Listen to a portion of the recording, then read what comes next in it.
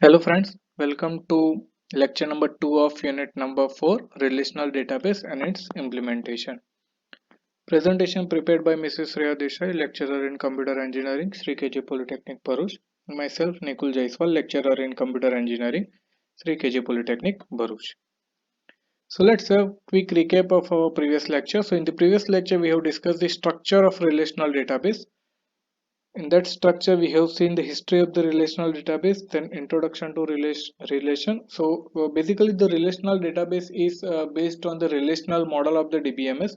So in the relational model, we use the tables to store the data. So tables will have the columns and rows. Rows will be called as the records. So actual data will be stored in the rows, and the column will be called as the attributes of the relation. So basically the table will be called as a relation also, because the when we store the data in the tables, it will produce the relation between the different datas.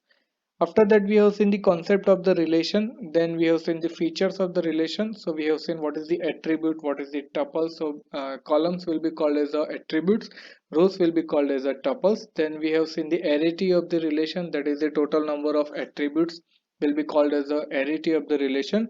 Normally the arity of the relation will not be frequently changed. After that, we have seen the cardinality of the relation. So number of tuples will be called as the total number of tuples. That number will be called as a cardinality, and cardinality of the relation will be frequently changed as the uh, as we insert a row in a table, or we remove the or delete the row from the table.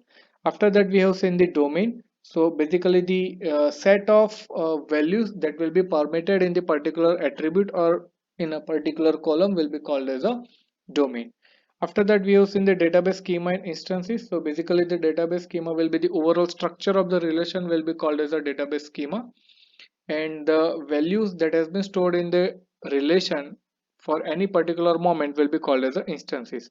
And we have already we have also seen the notation for the schema. So basically there are three types of notation that we have discussed in the previous lecture. Now in today's lecture, we will discuss the most important part of the relation, that is the keys. So whenever we use the RDBMS or the relational database management system, the keys plays the important role in the structure of the database. So in today's lecture, we will see what is the keys, and in the keys we will see the super key, candidate key, primary key, alternate key, and foreign key. So basically the primary key and the foreign key will be the most important part. The primary key and the foreign key will be the most important part of the database, and we actually implement the primary key and foreign key in the SQL. So first of all, we will start with the characteristics of the tuple. So જે પણ tuples આપણે જે પણ record store કરીએ છે ડેટાબેઝમાં, કોઈ પણ particular ટેબલમાં આપણે જ્યારે record store કરીએ ત્યારે જે records હોય એની particular characteristics હોવી જોઈએ, એને characteristics of tuple પણ કહી શકાય. So એમાં first characteristic છે કે tuple in a relation model represent the individual entities of or relations. તો જેટલા પણ આપણે ટપલ સ્ટોર કરીએ છીએ રિલેશનલ મોડલમાં, દેટ મીન્સ કે કોઈ પણ ટેબલમાં આપણે ડેટા સ્ટોર કરીએ છીએ, તો જે ઇન્ડિવિજ્યુઅલ ટપલ છે that will represent the particular entity and relationship, એટલે બે ડેટા વચ્ચેનું રિલેશનશિપ શું છે that will be identified by the tuples.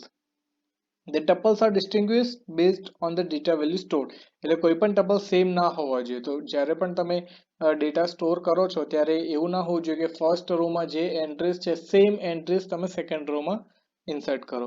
So no any two tuples in a relation should have exactly the same value for all attributes. બધા જ attribute માટે same value હોવી જોઈએ નહીં tuples માં, and there cannot be a two identical tuples in a relation. તો બે same tuples પર રિલેશનમાં ન હોવા જોઈએ. તો આ એક characteristics છે tuple ની, that will help us to understand what is the keys and what are the use of the keys. So let's start with the introduction of the keys. તો keys કોને કહેવાય? So keys in DBMS is an attribute or set of attribute which help you to identify a row in a relation. તો જ્યારે પણ આપણે tables બનાવીએ છીએ તો એ tablesના attributes અને columns હોય છે, અને tablesમાં આપણે lots of information store કરીએ છીએ. તો let's suppose કે મારું એક table છે અને ટેબલમાં 10 entries છે, 10 tuples છે, બરાબર છે. તો એ 10 tuples માંથી particular એક tuple identify કરવા માટે મારી પાસે કોઈ mechanism હોવું જોઈએ. Clear? So that mechanism to identify and each and every tuple uniquely will be called as a keys.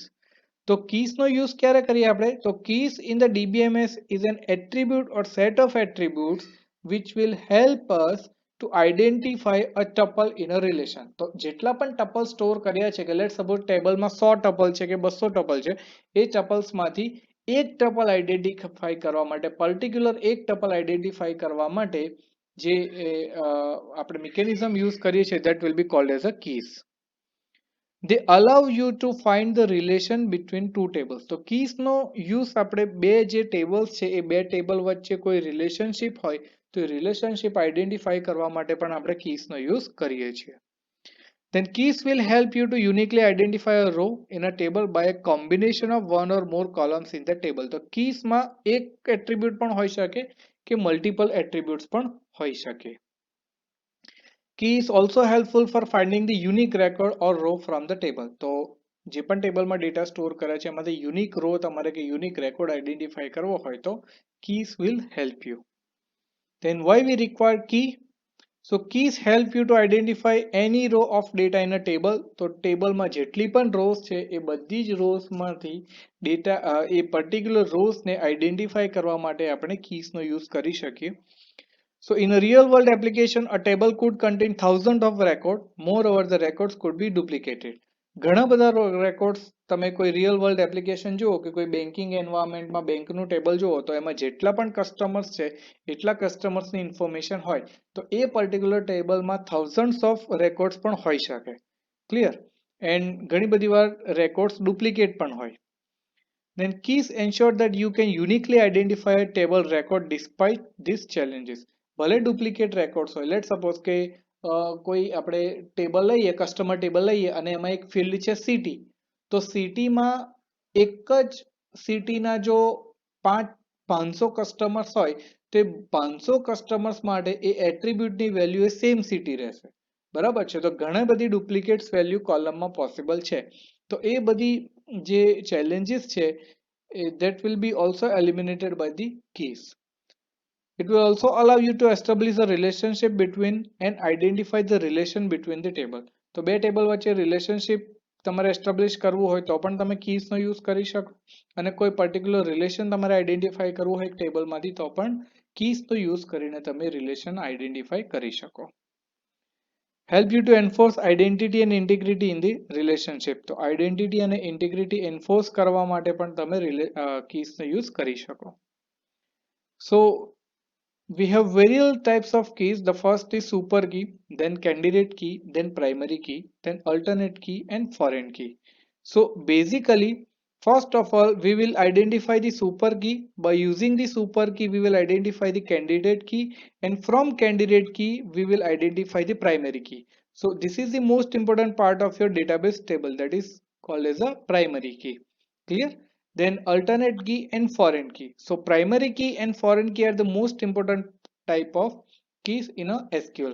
So basically, to identify the primary key, we identify the super key and candidate key. So our basic goal will be to find the primary key or to decide the primary key. Now to decide the primary key, these are the steps.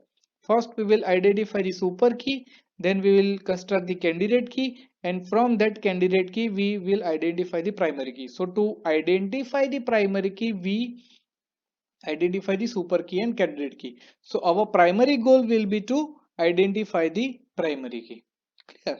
So let's start with the first key, that is called as a super key.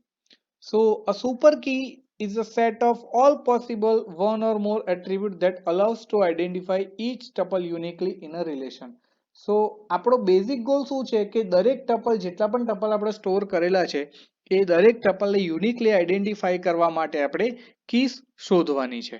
બરાબર છે? તો એ કી decide કરવા માટે first આપણે શું કરીશું કે એ જે ટેબલ છે એમાંથી જેટલી પણ પોસિબલ કીઝ છે કે કીઝનું કોમ્બિનેશન છે કે જેટલા પણ પોસિબલ એટ્રીબ્યુટ્સ છે કે એટ્રીબ્યુટ્સના કોમ્બિનેશન છે કે જે આપણને દરેક ટપલ યુનિકલી આઈડેન્ટિફાઈ કરવા માટે હેલ્પ કરે એ બધા જનું કલેક્શન એ સુપર કી છે.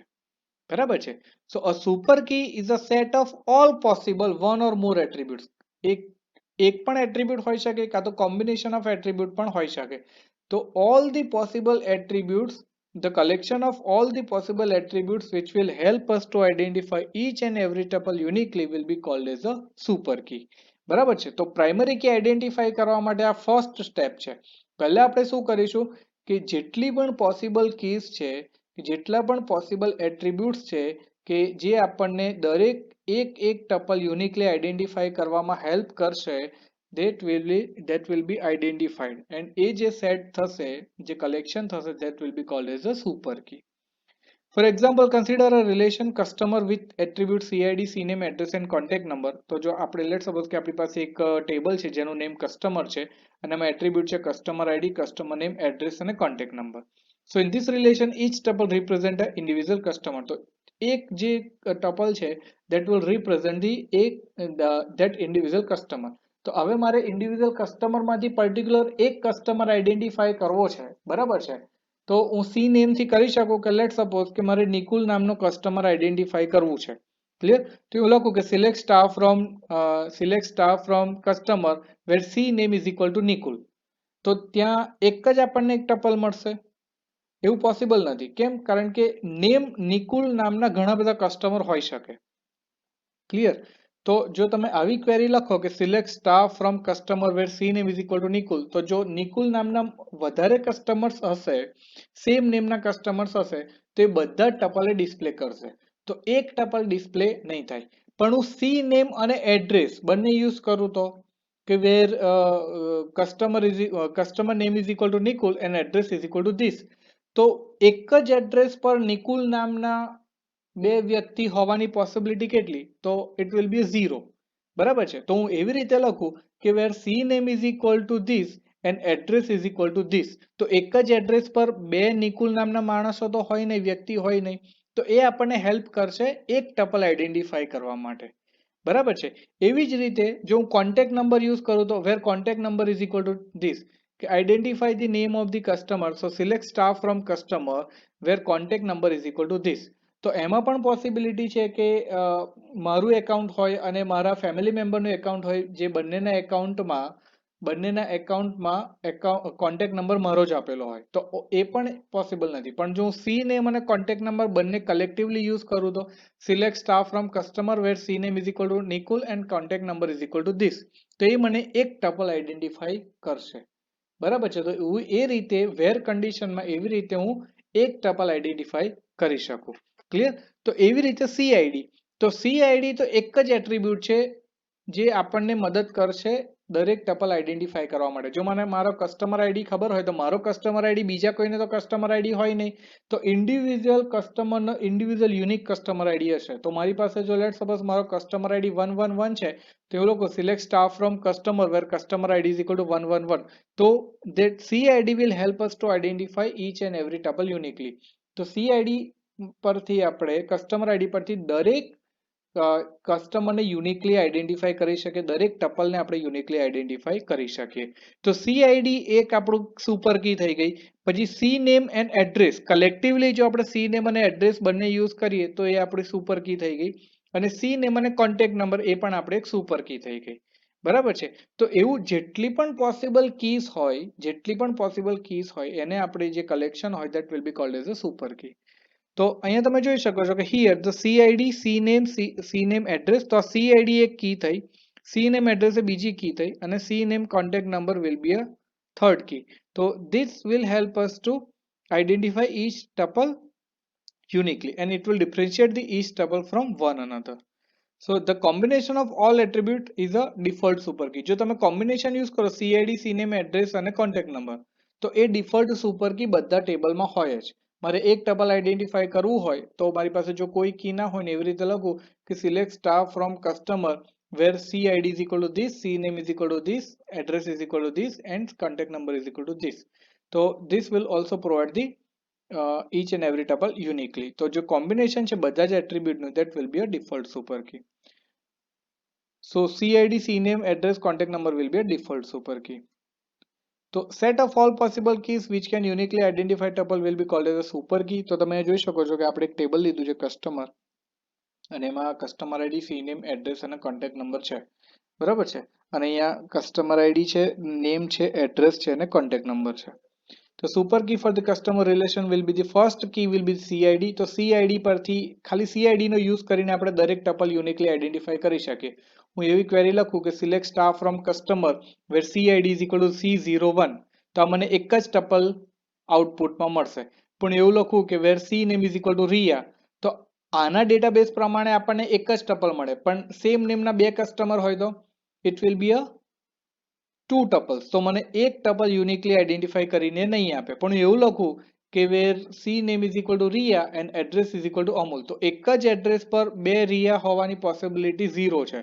તો એ આપણને હેલ્પ કરશે દરેક ટપલને આઈડેન્ટિફાઈ કરવા માટે. તો તમે જોઈ શકો છો કે CID પછી C name address and contact number and CID name address and contact number will be a super key. તો આ ટેબલ માટે જેટલી પણ પોસિબલ કીઝ છે કે જે આપણને હેલ્પ કરે દરેક ટપલને યુનિકલી આઈડેન્ટિફાઈ કરવા માટે, that will be a super key.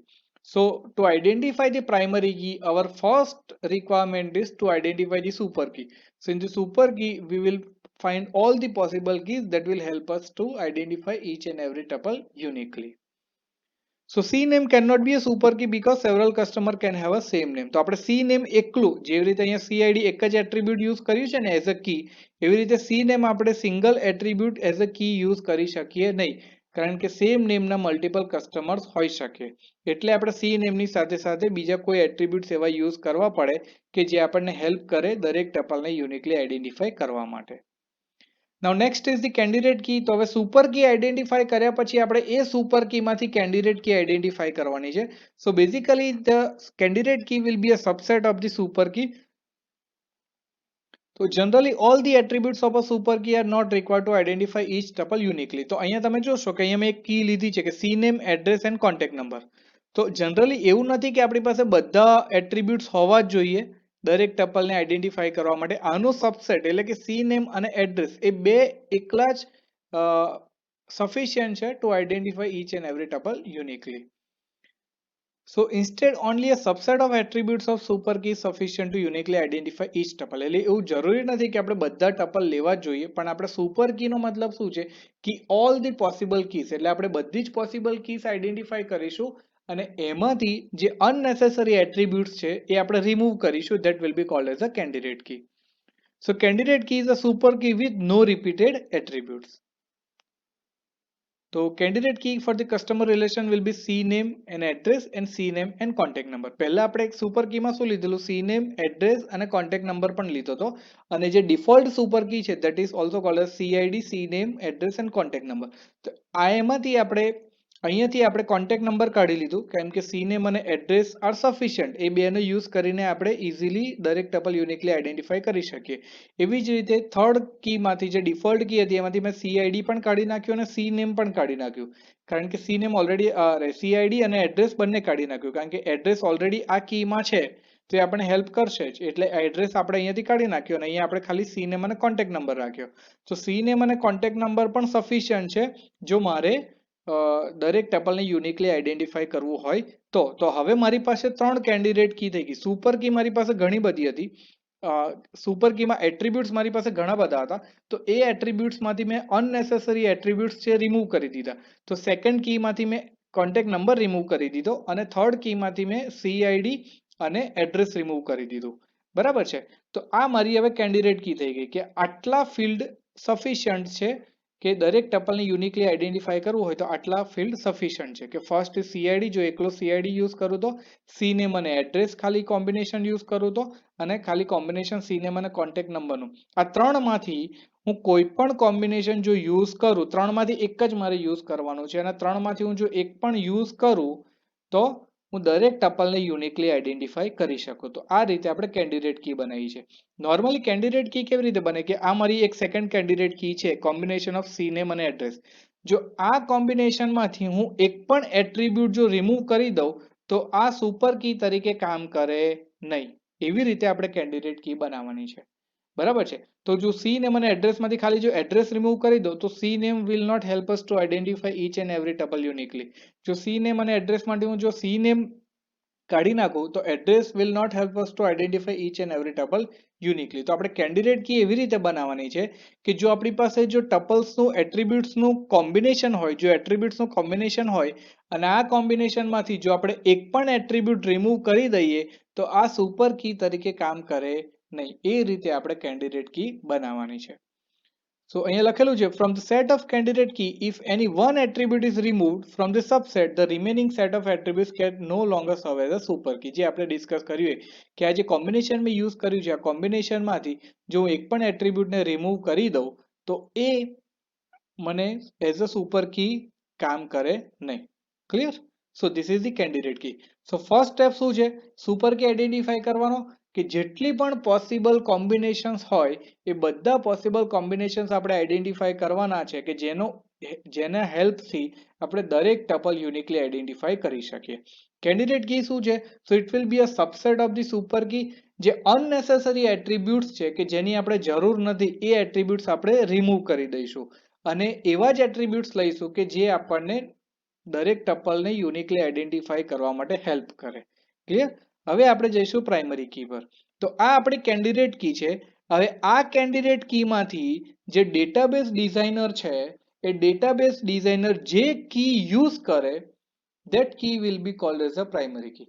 હવે આપણો અલ્ટિમેટ ગોલ શું છે કે દરેક ટપલને યુનિકલી આઈડેન્ટિફાઈ કરવાનો આપણો અલ્ટિમેટ ગોલ છે. હવે આપણી પાસે કેન્ડિડેટ કી 3 છે, CID છે, CNAME એડ્રેસ છે, CNAME કોન્ટેક્ટ નંબર છે.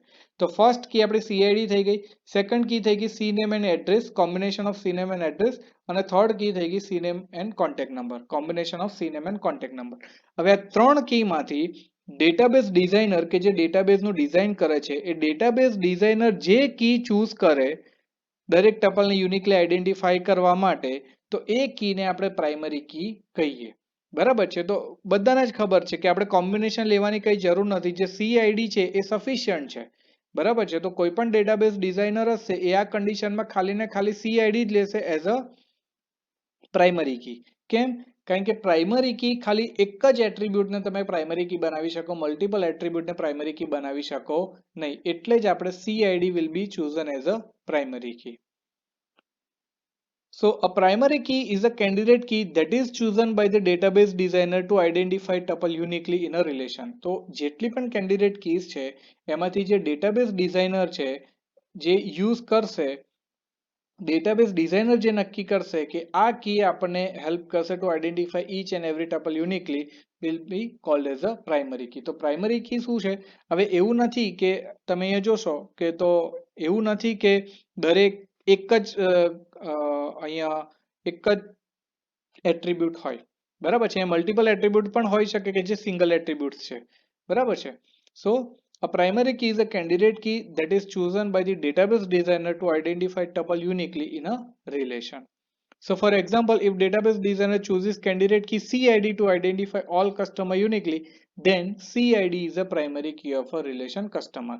તો ડેટાબેઝ ડિઝાઇનરે નક્કી કરવાનું છે કે એનો ડેટાબેઝ કેવો છે અને ડેટાબેઝની ફંક્શનાલિટી કેવી છે અને એના બેઝડ પર આપણે કયું એટ્રીબ્યુટને પ્રાઇમરી કી બનાવીશું તો ડેટાબેઝ ઇફેક્ટિવલી કામ કરશે.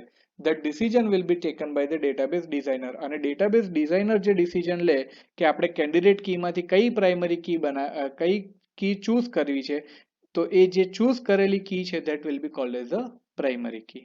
So our basic goal for the key is to identify the primary key. અને primary key identify કરવા માટે first we will select the super keys, that is all the possible keys. એમાંથી આપણે subset બનાવીશું that is candidate key અને પછી database designer એ candidate key માંથી choose કરશે કે આપણે primary key ને કયો attribute as a primary key લેવું છે. So rules for the primary keys are, there are major 3 rules for the primary key. આ બધાએ જ યાદ રાખવાનું છે. Must have unique set of values for all tuples in a relation. તો અહીંયા CID ને એઝ અમે પ્રાઇમરી કી લીધું છે તો અહીંયા C01 લીધું તો આખા ડેટાબેઝમાં સેકન્ડ બીજી વાર C01 આવવું જોઈએ નહીં. દરેક ટપલમાં એ એટ્રીબ્યુટ માટે દરેક વેલ્યુ યુનિક હોવી જોઈએ. તો એકવાર મેં જો C01 યુઝ કરી લીધું તો બીજા કોઈ પણ ટપલ માટે હું C01 as a CID use કરી શકું નહીં. તો દરેક વેલ્યુ યુનિક હોવી જોઈએ. પછી can not have a null value, તમે CID ક્યારેય નલ ના રાખી શકો. That is the second major rule of primary key. જો તમે CID ને એઝ અ પ્રાઇમરી કી બનાવો છો તો એ ટપલમાં એ એટ્રીબ્યુટની વેલ્યુ નલ હોઈ શકે નહીં. And third is only one primary key is allowed in a relation. એટલે એક ટેબલમાં એક જ પ્રાઇમરી કી હોય એટલે એક જ એટ્રીબ્યુટને તમે પ્રાઇમરી કી આપી શકો. મલ્ટિપલ પ્રાઇમરી કી પોસિબલ નથી. આ ખાસ યાદ રાખવાનું છે. અને નોટેશન તો અંડરલાઇન એટ્રીબ્યુટ, તો અહીંયા CID ની નીચે તમે જોઈ શકો છો કે અંડરલાઇન કરેલું છે that represent that this attribute is a primary key. એટલે તમે જોશો બધા ટેબલમાં આપણે CID ની નીચે અંડરલાઇન કરેલું છે. સો અંડરલાઇન વિલ એ એનું નોટેશન છે કે જ્યારે પણ આપણે પ્રાઇમરી કી બતાવવું હોય ટેબલમાં તો એ એટ્રીબ્યુટની નીચે આપણે અંડરલાઇન કરવાનું. સો that will represent the attribute as a primary key. Then alternate key, હવે જે કેન્ડિડેટ કીમાંથી આપણે જે ડેટાબેઝ ડિઝાઇનરે જે કી ચૂઝ કરી છે that will be called as a primary key અને જે કી ચૂઝ નથી કરી that will be called as a alternate key. So alternate key is a candidate key that is not chosen by the database designer to identify tuple uniquely in a relation. For example, if database designer choose the candidate key CID to identify all the customer uniquely, then the other candidate key CNAME and address and CNAME contact number is a alternate key. Now next major topic is the foreign key. So a relation R1 may include the attribute which is the primary key of the another relation R2. That attribute will be called as a foreign key. તો normally foreign key આપણે ક્યારે use કરીએ છીએ જ્યારે બે ટેબલનું relation બનાવવાનું હોય તો એ કેસમાં આપણે ફોરેન કી યુઝ કરીએ છીએ. તો કોઈ ટેબલમાં એવું એટ્રીબ્યુટ હોઈ શકે કે જે બીજા કોઈ ટેબલનું પ્રાઇમરી કી છે. That will represent the foreign key for that table. તો અહીંયા તમે જુઓ છો કે આપણી પાસે કસ્ટમર ટેબલ છે. અહીંયા CID નેમ સોસાયટી અને સિટી છે અને CID આપણો પ્રાઇમરી કી છે. સેકન્ડ તમે ટેબલ જોશો તો અહીંયા એકાઉન્ટ ટેબલ છે. એમાં એકાઉન્ટ નંબર, બેલેન્સ અને બીનેમ આ ત્રણ એટ્રીબ્યુટ્સ છે અને એમાં એકાઉન્ટ નંબર છે પ્રાઇમરી કી છે. બરાબર છે. તો કસ્ટમર ટેબલમાં CID પ્રાઇમરી કી છે, અકાઉન્ટ ટેબલમાં અકાઉન્ટ નંબર પ્રાઇમરી કી છે. હવે આ ટેબલ તમે જુઓ અકાઉન્ટ હોલ્ડર, તો અહીંયા CID છે એટ્રીબ્યુટ. હવે જે CID એટ્રીબ્યુટ છે that is the primary key of another table. અહીંયા જુઓ તમે ડેફિનેશનમાં a relation schema R1, તો અહીંયા આપણે એકાઉન્ટ હોલ્ડર લખો કે relation schema account holder may include attribute which is primary key of another relation schema R2. તો અહીંયા જે એટ્રીબ્યુટ્સ છે એકાઉન્ટ હોલ્ડર જે ટેબલ છે અને એમાં જે એટ્રીબ્યુટ છે CID, આ જે એટ્રીબ્યુટ છે that is the primary key of customer. આ બીજા રિલેશનનું પ્રાઇમરી કી છે. So that will be called as a foreign key. તો આ એક foreign key છે. સેમ અહીંયા જો તમે એકાઉન્ટ નંબર, તો આ એટ્રીબ્યુટ એકાઉન્ટ નંબર છે એ એકાઉન્ટ ટેબલમાં પ્રાઇમરી કી છે. That means this account number will be also called as a foreign key. તો બંને જે એટ્રીબ્યુટ્સ છે that both the attributes are foreign key for the account holder. હવે foreign key માં આપણે particular rules છે. જો CID foreign key હોય અને એકાઉન્ટ નંબર જો ફોરેન કી હોય that means CID અને એકાઉન્ટ નંબર બંને બીજા ટેબલમાં પ્રાઇમરી કી છે. તો અહીંયા જે વેલ્યુ આપણે લખીએ છીએ આ બધી જ value must be present in this table. તો અહીંયા આપણે એવી જ વેલ્યુ ઇન્સર્ટ કરી શકીએ કે જે કસ્ટમર ટેબલમાં ઓલરેડી કસ્ટમર ID હોય. હવે કસ્ટમર ટેબલમાં 5 કસ્ટમર ID છે C01 to C05. હવે જો અહીંયા C06 એન્ટર કરો તો એ એન્ટ્રી આવે નહીં. એ એન્ટ્રી જ્યારે પણ આપણે એન્ટર કરવાનો ટ્રાય કરશો ઇટ વિલ નોટ ટેક. બરાબર છે. એવી જ રીતે અહીંયા જો તમે અકાઉન્ટ નંબર જો તો અહીંયા જે અકાઉન્ટ નંબરની એન્ટ્રીઝ છે એ બધી જ એન્ટ્રીઝ આ ટેબલના એકાઉન્ટ નંબર એટ્રીબ્યુટમાં હોવી જ જોઈએ. તો અહીંયા account number A01 to A05 છે તો અહીંયા A06 હું એન્ટર કરી શકું નહીં. કેમ? કારણ કે એ એકાઉન્ટ A06 નામનું એકાઉન્ટ કોઈ છે જ નહીં. એ આપણને કેવી રીતે ખબર પડશે? From the account table. તો ફોરેન કી કોને કહેવાય? કે કોઈ આપણી પાસે એવું ટેબલ હોય કે જેનો એટ્રીબ્યુટ એ બીજા કોઈ ટેબલમાં પ્રાઇમરી કી હોય તો that will be called as a foreign key. અને ફોરેન કીમાં કઈ વેલ્યુ હોય કે જે આપણું જે પેરેન્ટ ટેબલ છે એમાં જે વેલ્યુઝ છે એ જ વેલ્યુ અહીંયા પોસિબલ હોઈ શકે. ક્લિયર? હવે આ જે ટેબલ છે that will be called as a child table અને આ જે છે that will be called as a parent table. તો અહીંયા જે CID એટ્રીબ્યુટ છે એનું જે પ્રાઇમરી કી જે ટેબલમાં હોય that table will be called as a parent table. તો આનો બંનેના parent table છે customer and account and this will be called as a child table for the customer and account. So foreign key is a set of one or more attribute whose values are derived from the key attribute of another relation. તો આની value ક્યાંથી derive કરીએ છીએ તમે જો અહીંયા શું લખેલું છે values are so values in the foreign keys are derived from the key attribute. તો key attribute that is CID of another relation. એટલે આની જે વેલ્યુ છે એ ક્યાંથી derive થશે from the values of the key attribute from another relation. So foreign key must always reference to a primary key somewhere. તો જે પણ foreign key લઈએ છે એ બધી reference ક્યાં કરે જે primary key છે બીજા કોઈ ટેબલમાં ત્યાં reference કરશે. The original table containing the primary key is a parent table. તો જે original table છે જેમાં already જે attribute છે primary key છે that will be called as a parent table, also called as a reference table. And the table which contain the foreign keys is also known as a child table. So જેમાં foreign key છે that will be called as a child table, also called as a referencing table. So for any column acting as a foreign key, a corresponding value should exist in a linked table. તો foreign key માં તમે જે પણ value લખો છો એ બધી જ value primary key માં હોવી જોઈએ તો જ તમે foreign key માં લઈ શકો. Special care must be taken while inserting a data and removing it data from the foreign key. તો જ્યારે પણ foreign key માં તમે data insert કરો છો કાં તો કોઈ ડેટા રિમૂવ કરો છો ત્યારે આપણે સ્પેશિયલ કેર લેવી જોઈએ. કેમ? જો આપણે કેરલેસ ડિલીશન કે ઇન્સર્શન કરીએ તો જે એકાઉન્ટ હોલ્ડર ટેબલ છે that represent the relation between customer and account. તો એકાઉન્ટ હોલ્ડર નામનું જે ટેબલ છે એનું કામ શું છે? તો એકાઉન્ટ ટેબલ અને કસ્ટમર ટેબલનું રિલેશનશિપ બનાવવાનું. જેમાં તમે કોઈ પણ વેલ્યુ એન્ટર કરી દેશો ભૂલથી એવી વેલ્યુ એન્ટર કરશો કે જે પ્રાઇમરી કીમાં વેલ્યુ નથી તો એ બે વચ્ચેનું રિલેશનશિપ એ ડિસ્ટ્રોય કરશે. So that need to be very careful. So this was all about the keys. So we have seen the primary key and foreign key that is the most important part of the SQL while implementing the database. So I hope you did understand all the topics that has been discussed in this video lecture. Thank you so much.